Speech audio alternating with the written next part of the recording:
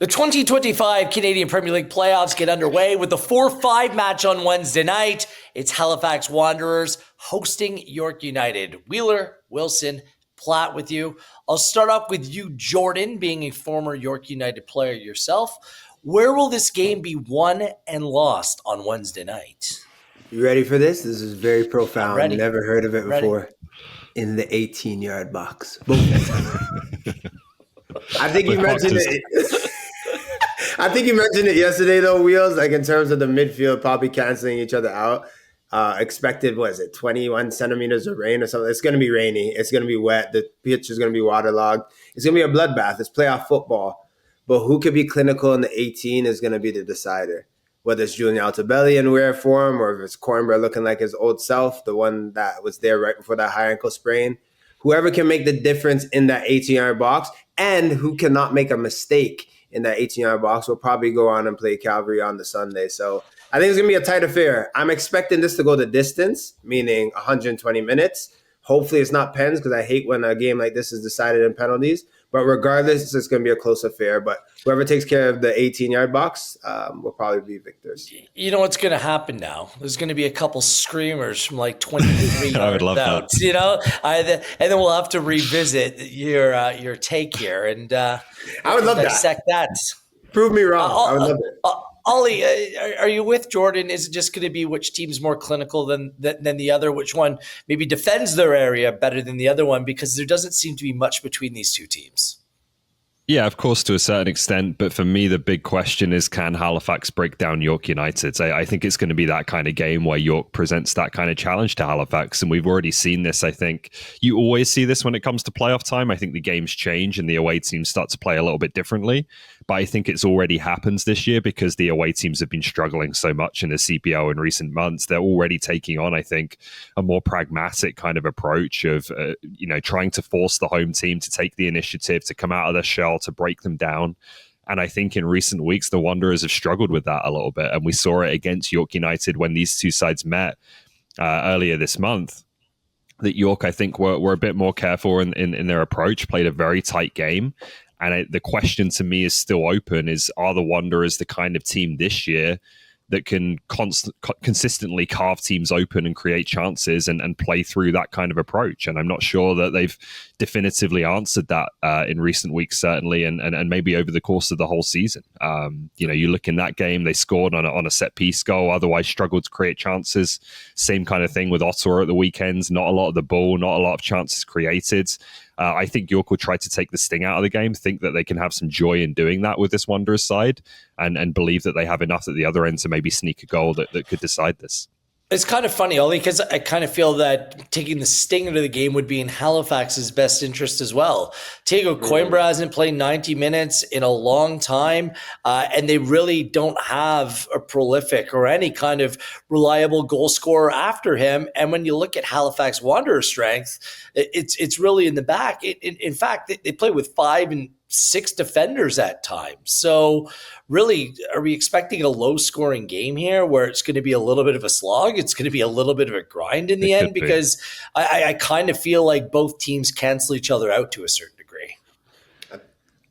I get that. I do think that Halifax, though, like Patrice Guys has talked about the importance of the first goal. Like when you've got that crowd up behind you, it's a home playoff game. I think they're going to feel they have to go for it at least early on and try to kind of smother York and put some pressure on them. And if they allow York to kind of get settled and play their way into the game, the anxiety is just going to build and build and build for the Wanderers the longer it's 0-0, I think. So I think they have to try and take the initiative and take control. And I think York will know that and try and take advantage of it.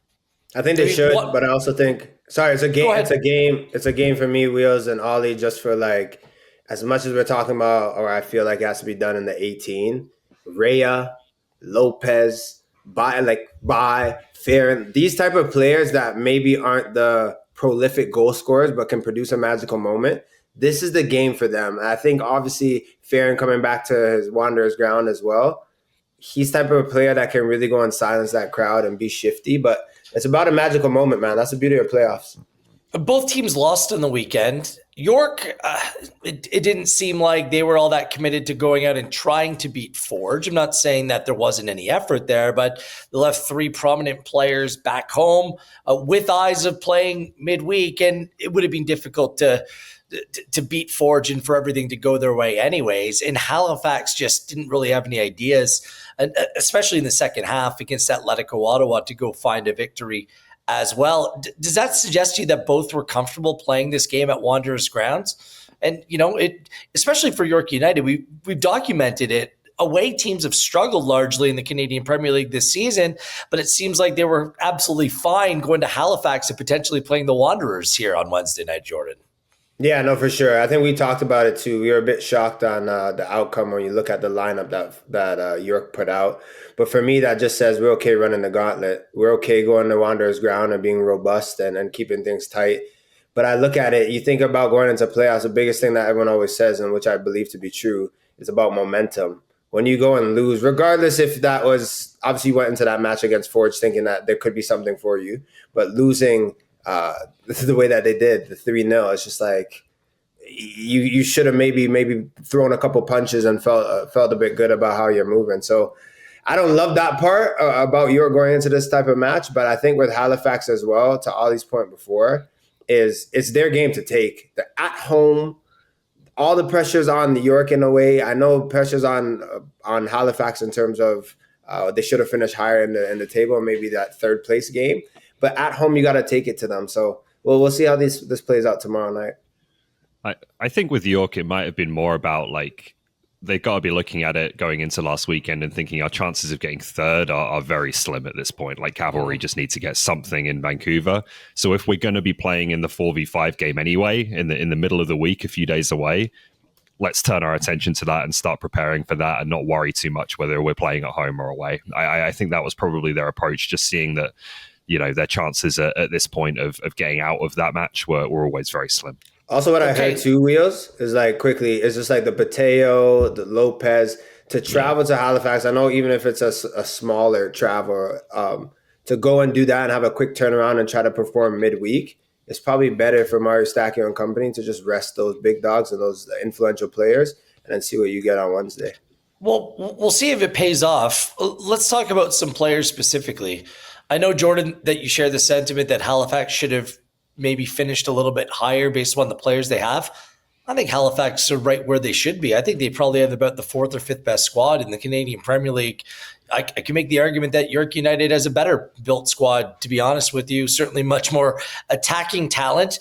But let's go to the players to watch. Who are going to be the key players that are going to be required to perform in order for York United and or Halifax to be successful on Wednesday night? I'll start with you, Jordan. Altobelli for sure. Coimbra. For me, it's a battle of the nines that day. And that's what kind of playoff football is, right? Who can be more clinical on the day, who's in better form. But outside of form, who has more desire. I think that matchup in the midfield is going to be extraordinary as well. When you look at Johnson and Caligari going against what I believe Cabato, probably Lopez, Cabato, maybe Adekube, depending on what Mario Stacchio and company prioritize. That's going to be a big one for me. Right? Even I think about wingbacks. Mateo against Perlman. Like early on, the 20 minutes with these guys, it could be 2 yellow cards. Like there's going to be like some serious fights going on throughout the pitch.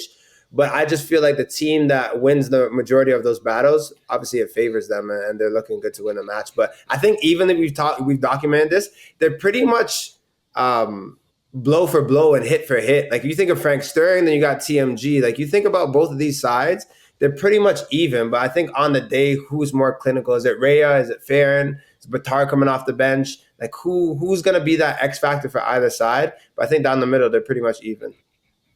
Yeah, to Jordan's point, like there's going to be some very good players on the pitch, and you feel at times with the 4v5 game, like the fifth team is coming in, and they're a huge long shot to really make any noise in the playoffs and challenge for the North Star Cup. I don't feel that way about these teams. I think they could trouble anyone they play against. In terms of players, I'll go Caligari for Halifax. Like I think he's got to pull the strings and dictate the tempo of this game. I think when he's at his best at the Wanderers grounds, it can feel like a very long day for the opposition when he's controlling the game. And then York United, I think Massimo Ferrin has had a very strong finish to the season, and there's all kinds of storylines there, obviously going back to Wanderers grounds against his old club. If there's going to be a difference maker for York, it feels like it might be him, just with Altobelli obviously still working his way back from injury. Key decisions to be made by the respective managers. What are they, Ollie? Let's start with Halifax, then go to York United. But what decisions do Patrice Geyser, what are going to be critical to his team's performance? I have a couple in terms of personnel. I think left wing back, is he conservative and plays Kareem So, who has done a pretty decent job there, made them very solid, but maybe doesn't give you as much going forwards. He does like him. You've got Timotei, you've got Telfer, both two more attack-minded players that you could put in that position. And then who is the third member of the front three, along with Sean Ray and Thiago Coimbra. Vitor Diaz hasn't been playing, not sure on his status going into Wednesday's game. Who's going to fill that third spot, because I've just not been hugely convinced by Johan Bay, and obviously Bahambula's out as well. So that's a little bit of a question mark for me. Yeah, with just really quickly on Diaz, it sounds like he's close, but we have not got confirmation whether he's good to go or not on Wednesday. For Halifax and Geyser, Jordan, do you agree with Ollie, or are there other decisions on the field to be made? There's one, I don't know, bear with me, guys. You can literally say I'm crazy if I bring this up, but I think because I feel that this could go the long haul as well. You're crazy. Do you even start Coimbra? But here, this because you want him to finish. Because you want him to finish the game. You want him to finish. Like, I think there's a little bit of that going into, or at least the coaches should think about that a little bit. The fact that it's going to be rainy, the fact that it's going to be cagey, the fact that it's probably going to go the distance. I'm not saying play Coimbra in the 70th minute. I'm just saying there's a world where you need to consider maybe not starting him, maybe playing Telfer, maybe wearing them down a certain way, and then when the game's a bit more open, you put on the wounded but still effective Thiago Coimbra. I also think for York, a quick one, before you get at me, Wheels, I think one for York as well is switching things up a little bit. Adonijah Reed, and you look at Ferrin, they've been his dogs for this season. This, for me, smells like a game for a Gabby Bitar. For a guy who is the 2022, and he's gotten better since then. He was my least favorite player to play against. He's so shifty. On a wet night, Wednesday, must-win game, Bitar could come to life. And then guess what? You do have an Adonijah Reed or a Ferrin that can come into the game when things are a little bit more open. So when you've played a team 4 times, the 5th one ends up being more of a chess match. And I just wonder what you stack here on guys that have up their sleeves and how they're going to approach this game. Ollie for York. So this is I'm crazy now. For York, what formation are they going to play? Like they went back to the 3 at the weekend. Is that just a kind of one-off or a decoy move, or is that something they're seriously considering, having played it most of the season? And they've got 3 defenders they can play now with Singh, Adekubi, and Stirring. So it's an option for them. That obviously has a knock-on effect in midfield, because if you're playing 3 at the back, you can only play 2 of Cabato, Lopez, and Yates. And then, like Jordan said, I think there's a question between probably Reed and Bitar in terms of the front group as well. So, but the formation is the big one. I don't know which one they're going to play, and maybe that's an advantage for York. Just on the Coimbra conversation quickly, I do not think you're crazy, but I think it's crazy if he doesn't play 90 plus minutes. Yeah. If Sports Science is calling Patrice Geyser on Wednesday morning, I'm not answering the call. This is playoffs. I'm old school. Fight through it. You have a high ankle sprain. Your leg's not falling off here. You know what I mean? It's not like one of those like muscle injuries where you put yourself at risk. It's a high ankle sprain. You have to work through pain more so than anything else, you know? So I don't think it's about permanent damage to the player. It's about sucking it up and showing some guts, and going out and playing. It's playoff football. Come on. I think that I like what Jordan said. I think there's a case for Telfer takes 60. Where's but it's smart, and bring Coimbra. But they also play again. Look, if you're thinking long term, I know you can't because it's playoff football. But bear with me. If you have a high ankle sprain and you play a Wednesday night, Sunday, a heavy pitch, there's a world where you might sub him on at halftime, honestly, and have him finish the game so he can also play on Sunday as well. If you got to get there first. I get it, but Telfer, remember, Telfer was one of the best 9s in the league according to load management. Yeah, so game's gone soft. Kawhi guess what? Kawhi Leonard played a lot in the playoffs. So let's go. It's about that time. Look, all the pressure's on Halifax Wanderers here. I know that there's going to be internal pressure for York, but for that project, trying to get a new stadium and the future of that club, this game is massive on Wednesday night.